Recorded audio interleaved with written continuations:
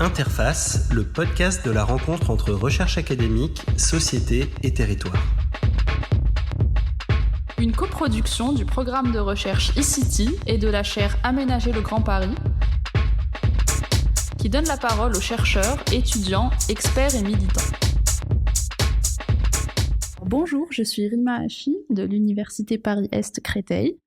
Pour cette première série, nous parlerons de santé environnementale, définie comme les aspects de la santé humaine qui sont déterminés par tous les facteurs de notre environnement physique et social.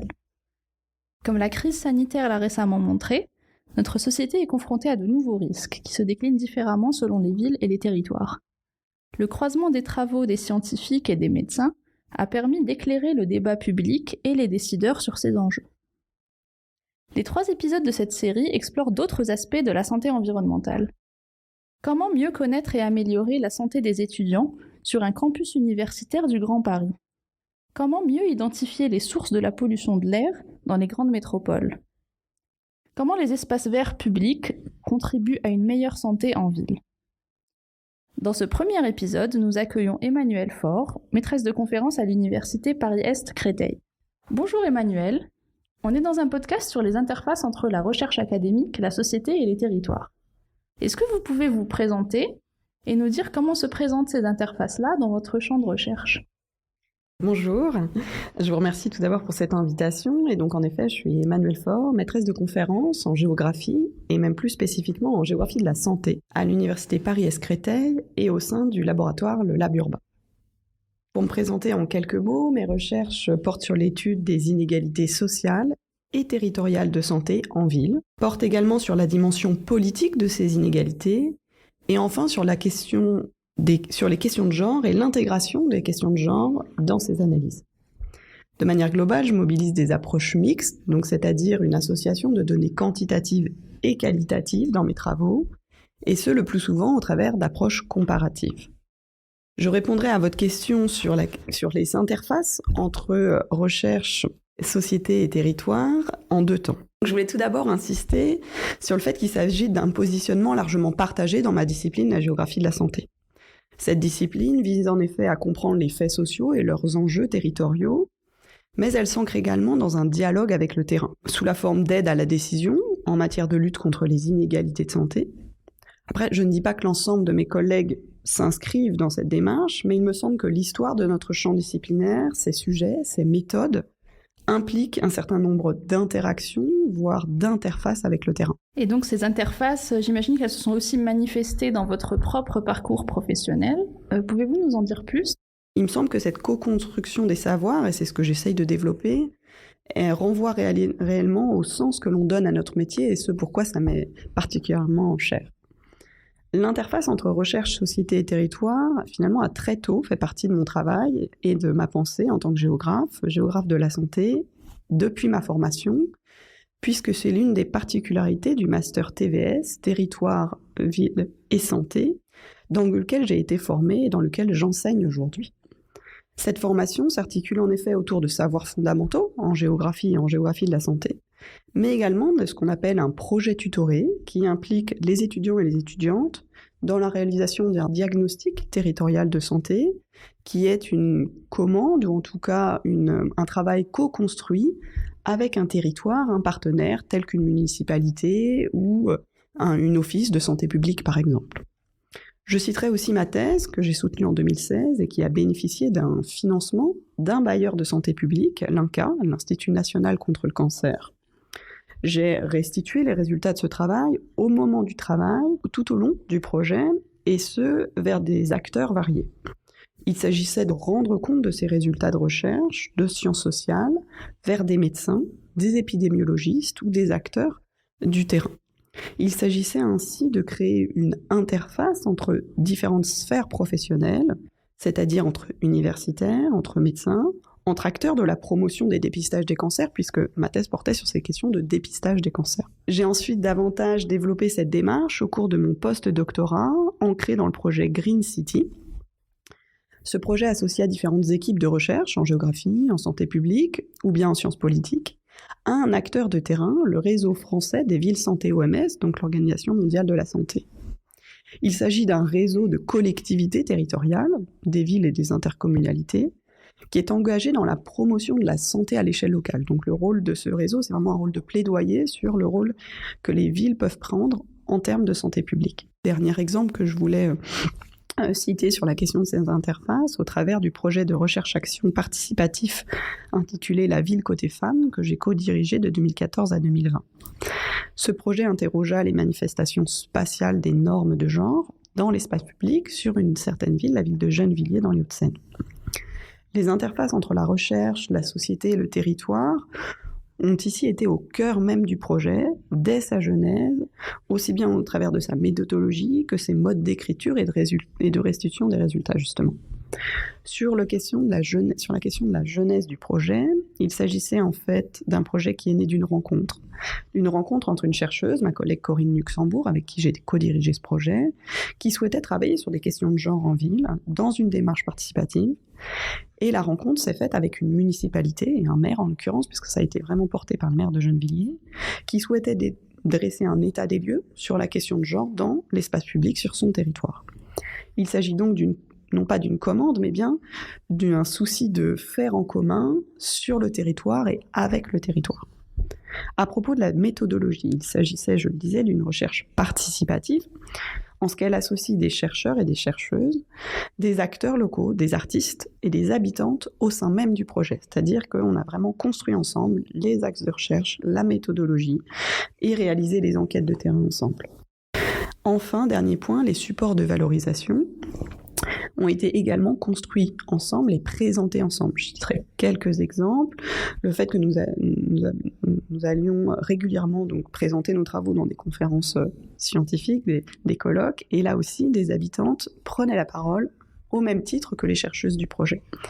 Autre mode de valorisation, et je parlais tout de suite des supports, de la diversité des supports qui devaient être pensés en amont du projet pour créer ces interfaces avec le territoire. Je citerai un exemple des affiches qu'on appelait nos journaux de terrain, donc des affiches A4 qu'on tirait 3 fois par an, entre 600 et 700 exemplaires, et qui étaient affichés dans l'ensemble des halls d'immeubles de la ville de Gennevilliers. Donc pour créer cette interface au cours du projet et directement sur le territoire. Donc ça a vraiment été fait, une interface tout au long du projet, durant les 6 années de projet. Donc c'est donc un travail d'écoute, de remise en question de nos propres certitudes, nos propres positionnements en tant que chercheuse. Ce n'est pas facile, ça prend beaucoup de temps, mais c'est ce qui me passionne dans mon métier. En effet, c'est passionnant. Et je sais que le projet de recherche que vous avez évoqué, Green City, mis en place avec un acteur opérationnel, a aussi impliqué des interfaces entre recherche, société et territoire. Est-ce que vous pourriez nous en dire un peu plus ? En effet, ce programme de recherche pluridisciplinaire, donc Green City, je le citais tout de suite, illustre en effet bien, il me semble, l'intérêt de ces enjeux, mais aussi des difficultés de ces interfaces. Je le disais tout de suite, c'est pas si simple. L'intérêt de ce type de démarche, qui se traduit tout d'abord par le processus de recherche, c'est-à-dire que ces interfaces me semblent impliquer une construction différente de la recherche. Par exemple, dans le cas de Green City, cette co-construction avec cet acteur de terrain, donc le réseau des villes santé OMS, un réseau de plaidoyer de municipalités, a permis d'enrichir notre grille de critères, par exemple lors du choix des terrains sur lesquels nous allions travailler. Et c'est vraiment cette connaissance des territoires, cette connaissance des enjeux politiques des territoires qui nous ont permis d'enrichir notre approche lors d'une phase méthodologique en amont du projet. Or, je le disais, cela ne s'improvise pas en fin de processus. Et ces interfaces se pensent dès la construction du projet, et je pense que ça a été l'une des forces de ce projet, de matérialiser la co-construction tout au long du projet. Le projet Green City m'a et nous a collectivement montré aussi que cette démarche, elle n'est pas aisée, et que les interconnaissances et l'intercompréhension entre les différents acteurs se construit, prend beaucoup de temps. Et on le sait tous et toutes, le temps dans la recherche, c'est pas toujours ce qu'on a en plus.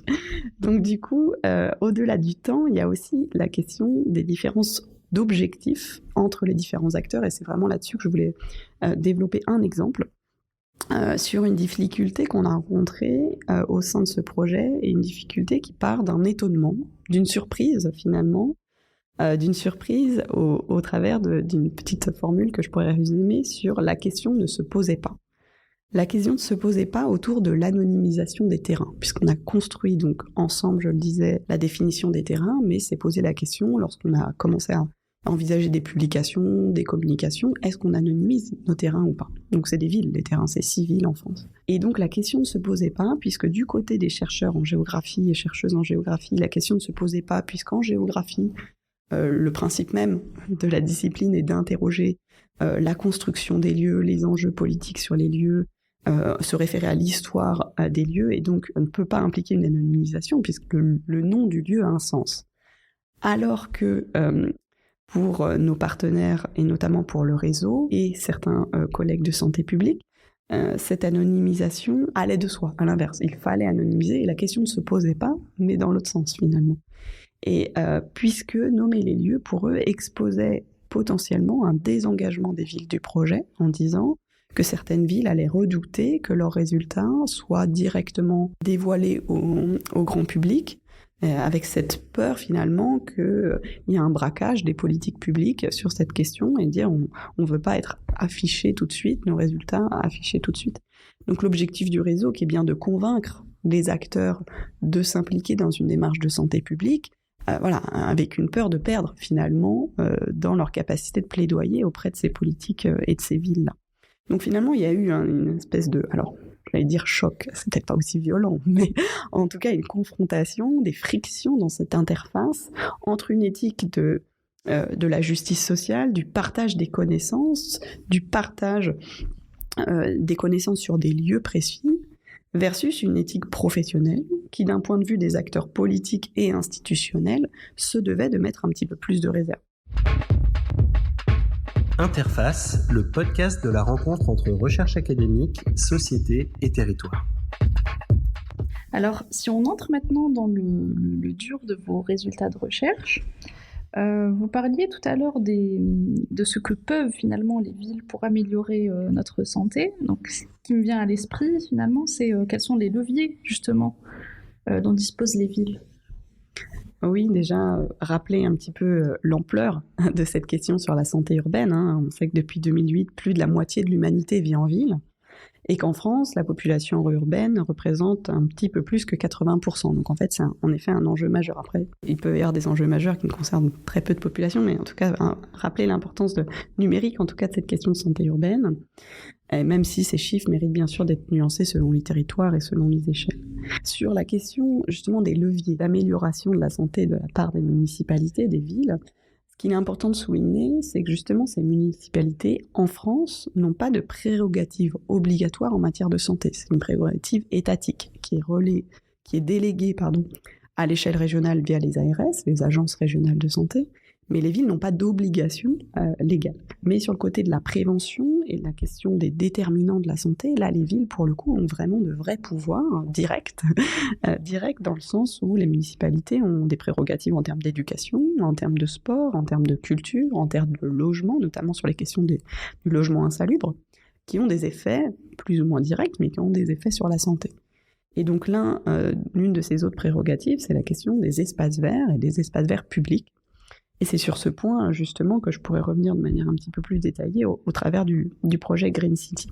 Donc je le disais, ce projet visait à comprendre en quelle mesure les espaces verts urbains peuvent être un outil de promotion de la santé, et surtout peuvent être un outil de lutte contre les inégalités de santé pour ces municipalités.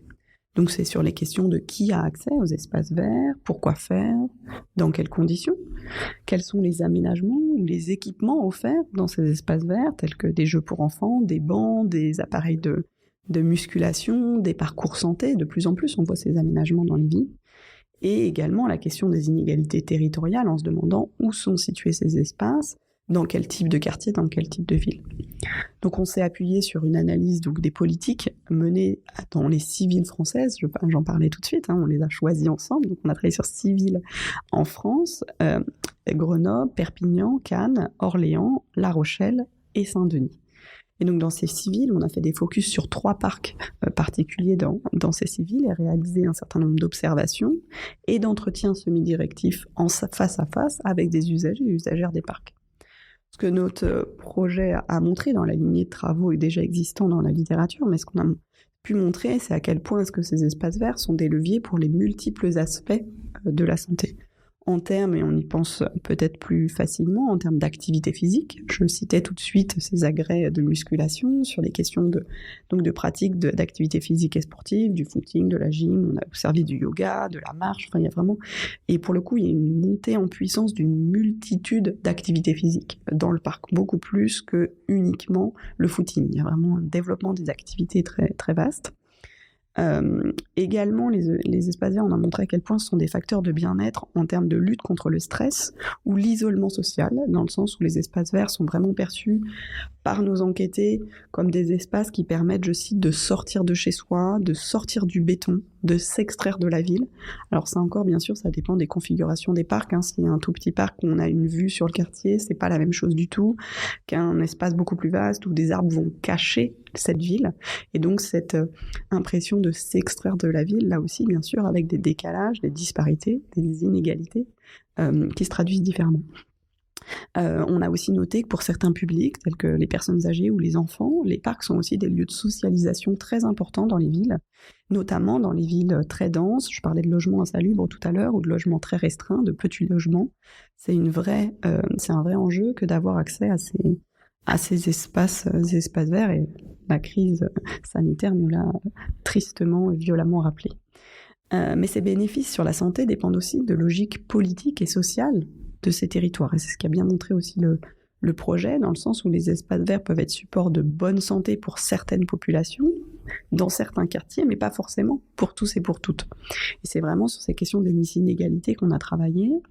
Pour prendre un exemple, un parc, on peut l'avoir tous en tête, ces parcs en bas d'immeubles, donc en bas de logements collectifs, on pourrait dire qu'ils sont théoriquement accessibles, très accessibles, puisqu'ils sont au pied d'immeubles, à l'ensemble de la population. Mais finalement, les bénéfices pour la santé pour les habitants de ces quartiers sont parfois entravés par certaines logiques sociales, d'entre-soi, d'insécurité, ou bien également par un manque d'entretien, par un problème de dégradation ou de non-renouvellement des jeux pour enfants. Donc voilà, ça permet justement cette approche par le terrain et par les usages des habitants et des habitantes, permettent de montrer à quel point finalement pour même pousser l'analyse, peuvent parfois être même contre-productifs. Parce que avoir en bas de chez soi un espace sale, dégradé, où on n'a pas remplacé les bancs, pas remplacé les jeux, ça renvoie aussi dans certains cas aux populations à leurs propres stigmates, dont ils sont victimes au travers des représentations négatives et stigmatisantes qu'on a sur les quartiers populaires de banlieue en logement collectif, et qui renvoie une fois de plus, finalement, le sentiment de mésestime de la population, puisqu'on accuse, à tort ou à raison, là c'est pas à moi de le dire, mais la municipalité ou le département, de ne pas s'occuper du quartier, de ne pas s'occuper de l'espace vert, et donc du coup ça renvoie une nouvelle fois à ce sentiment-là qui fait partie d'une mésestime de soi et d'une certaine atteinte aussi au bien-être et à l'estime de soi des personnes. Alors, on disait en introduction de cet épisode que la crise sanitaire récente a rendu palpable pour le grand public certains effets de notre environnement sur notre santé. Donc, pour conclure cet épisode, est-ce que vous pourriez nous dire si vous avez le même ressenti dans votre champ de recherche et dans vos interactions avec les politiques publiques ? Tout d'abord, je vais parler à différentes échelles, je vais faire ma géographe. Tout d'abord, à l'échelle nationale, comme à l'échelle internationale, je ne parlerai pas de crise sanitaire comme révélatrice des enjeux de santé environnementale. En effet, il existe déjà depuis des décennies des travaux qui montrent les conséquences de la destruction de la biodiversité, du rapprochement des êtres vivants et des êtres vivants humains et des non-humains, ces questions de rapport avec les espèces sauvages. De plus, de nombreuses régions dans le monde en sont finalement déjà victimes, si je puis dire. Je pense par exemple aux différentes épidémies de grippe ou de SRAS qui ont déjà eu lieu en Asie, notamment en Chine, en Asie du Sud-Est, ou Ebola en Afrique, et notamment en Afrique centrale. Donc il me semble que la crise sanitaire a davantage opéré comme un accélérateur. Ça par contre, il me semble que cette prise de conscience a été vraiment un accélérateur de l'agenda sur les questions sanitaires et de la santé environnementale. Ça signifie une prise en compte par les organismes de recherche et par les politiques publiques. Et là est la question, est-ce que cet accélérateur a engagé justement des prises de position fortes des organismes de recherche et des politiques publiques? Je répondrai en 2 temps. Oui, en partie, dans le sens où on l'a connu en tant que organismes, on a vu les différents appels à projets des organismes de recherche qui ont, au vu de l'ampleur et de l'ampleur anticipée des conséquences de ces crises sanitaires, je citerai par exemple le CNRS, le Centre national de recherche, qui a lancé plusieurs appels à projets ciblés suite au Covid pour finalement préparer, essayer d'anticiper ou en tout cas d'analyser ce que fera cette crise à moyen et long terme dans nos sociétés au travers des questions sociales et territoriales pour ce qui m'intéresse. Et je ne veux pas dire le contraire, j'en parlerai tout de suite après. Un des projets que je mène actuellement a pu bénéficier de ce genre de financement. Donc oui, il y a eu une prise de conscience sur le moment en termes de financement, en termes d'émulation dans le discours politique. Mais la question, c'est est-ce que cela se traduira sur le long terme ? Puisque, voilà, ça c'est... Je suis peut-être un petit peu moins sûre, peut-être un petit peu moins optimiste, mais j'espère me tromper sur cette question. Et donc voir comment est-ce que sur le long terme, en effet, on va avoir des changements de pratiques. Et second exemple que je voulais mobiliser, et je le disais tout de suite, dans le cadre d'un projet financé justement suite à ces appels à projets post-Covid, ou milieu Covid, on ne sait plus trop, sur les mobilités actives comme outil d'urbanisme favorable à la santé. C'est-à-dire que c'est un projet qui porte plus spécifiquement sur les politiques publiques cyclables, sur le vélo en ville.